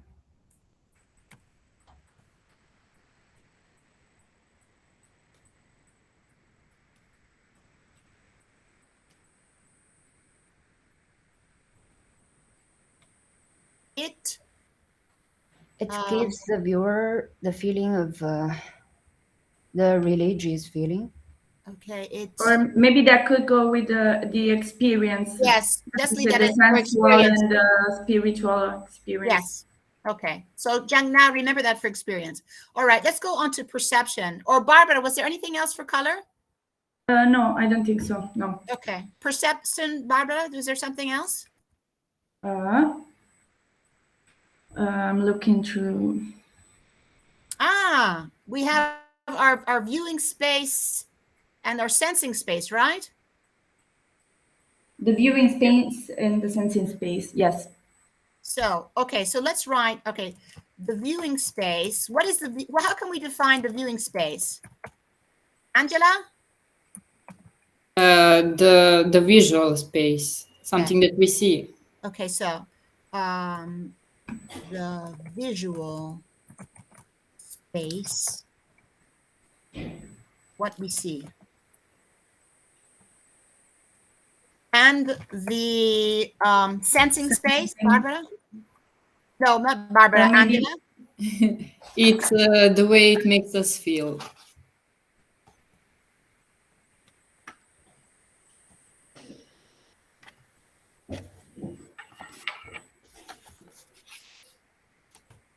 Barbara, did you want to say something?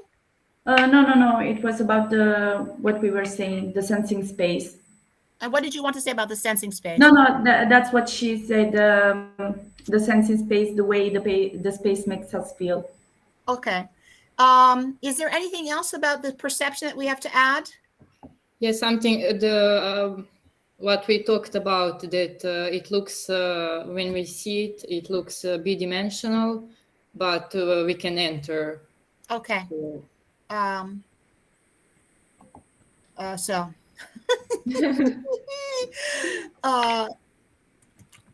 Turning a flat picture into a three-dimensional space. Okay, wait. The artwork here's can sometimes no at first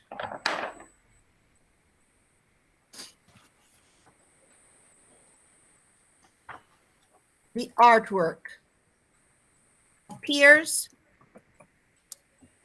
two-dimensional. Yes.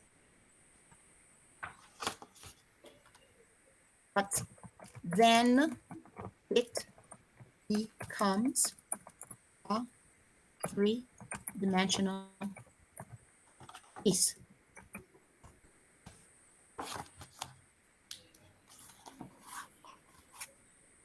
Anything else about perception, Barbara?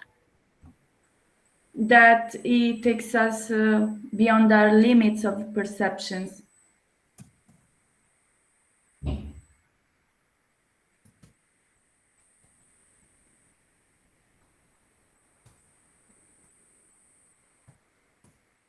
I also wrote down the things we said during the discussion. Maybe yes. I could say that later. What was that? Was it for experience or for something else? I don't know. I'm not sure. That's why I said maybe I'll say later, and we can we'll see add it where it fits better. Okay, good. All right, let's go on to experience.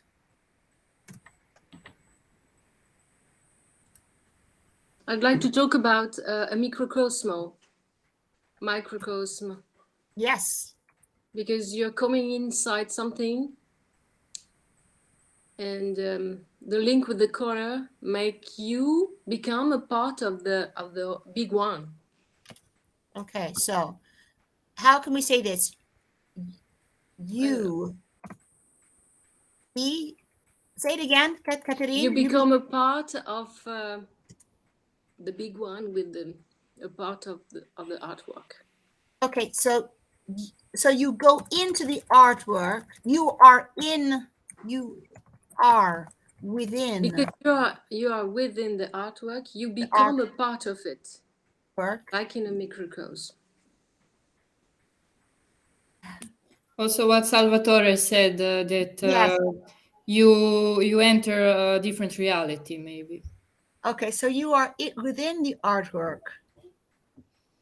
But I wanted to just say what you said before, Catherine, and you become a part of a larger thing.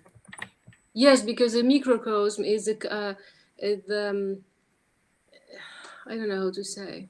It's cosmic thing.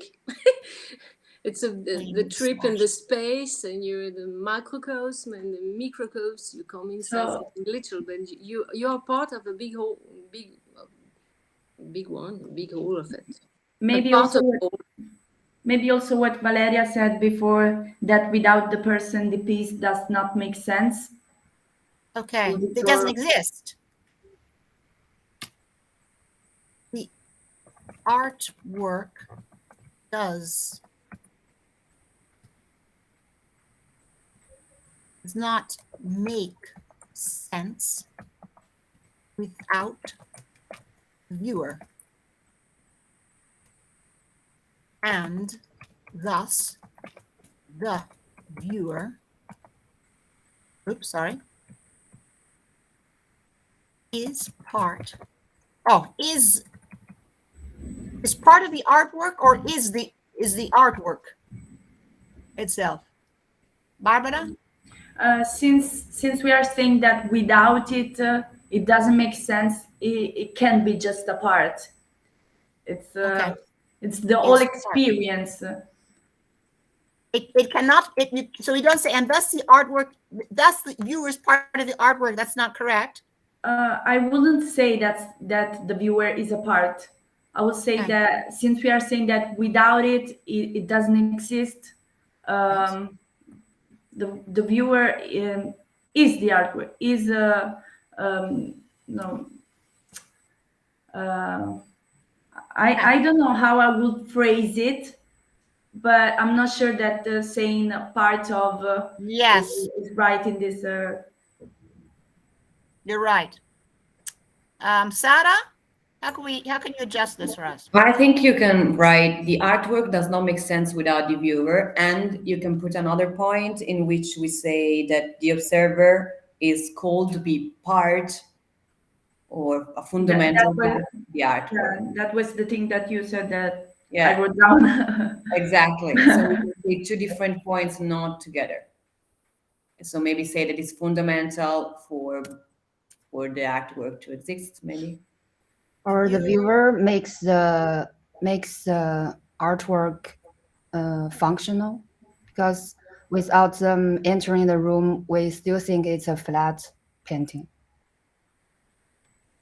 image. Okay, but I don't it's not functional is a bit too scientific. I Maybe think. the viewer has the same importance of the lights. When you turn off the lights and you stay at home, there's nothing.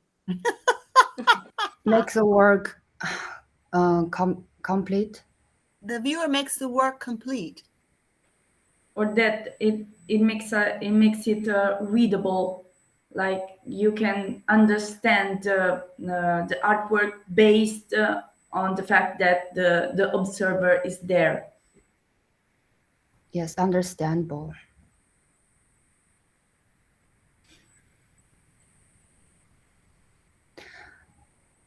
But I'm thinking if there's no people entering the room, but there's a robot entering the room, it also makes it work, I think. If the robot has a camera that lets you see what's going on. Yes, yes. But if it has a camera, it also means the viewer entering. Yes. With the vision. I'm not sure, because through a camera you are watching something on a plate screen. You're not inside anything. You're right. You're not. It's not that you're not having the experience, and his whole work is based on experience. You're right. You're not pink. And you're not pink. Oh, so let's put that. We in experience we have to say sensual and spiritual experience.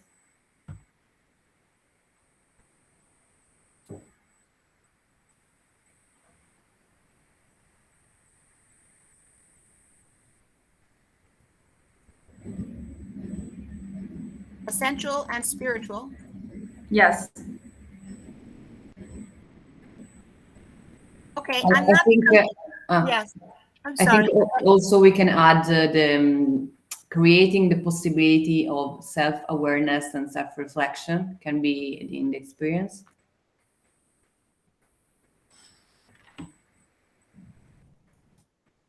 Creates. What did you say, Sarah? Creates the possibility of self-awareness and self-reflection.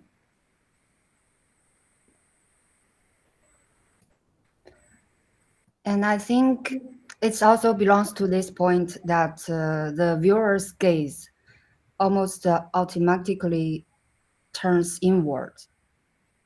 Yes. It's connected.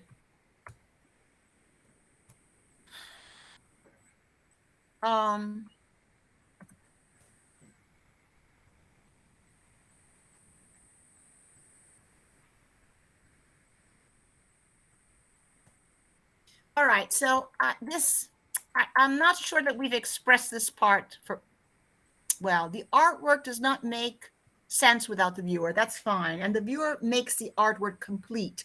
But there was something else that was said. Who said it? Was it Valeria or was it Angela? That it's as if the artwork is the viewer within the piece. Sarah said that the art calling the observer to be part of the painting, of the piece. Sorry, and Valeria talked about viewing the person that without the observer, the piece does not make sense. Catherine said that exiting the artwork makes you go back to reality. Oh, okay. So wait a second. So let's leave Catherine's here. Now tell me what's the first thing that you said that Sarah said? Calling the observer to be part of the piece of the artwork. Thank you, Barbara. I'm working here. How many, Sarah? How many points do we give Barbara today? 10. Okay, 10. All right. So we can say that Terrell calls or invites. I don't know.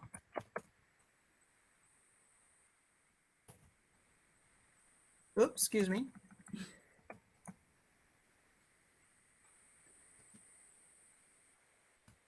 Is that it? Yes.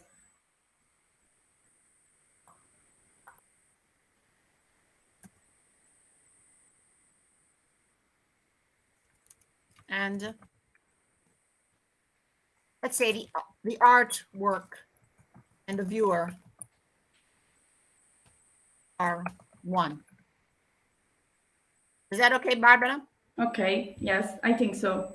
Okay, and that last thing that Catherine said? Catherine said exiting the artwork makes you go back to reality.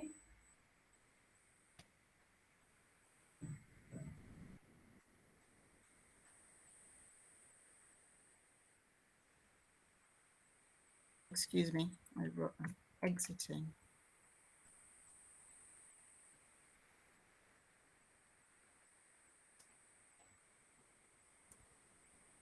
Makes you go back to reality. Is that okay, Catherine? Makes you go back or is similar to? The same. Exiting the artwork, yes, makes you go out or turn you back to reality.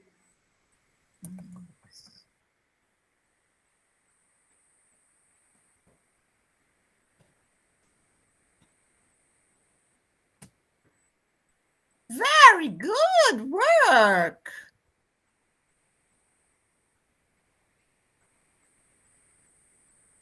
Okay, is there anything else that we have to add? No, because then Changna talked about the beyond the space of Fontana through Fontana's cuts, and Yes. Salvatore talked about the analogy between God and artists. Okay, so let's say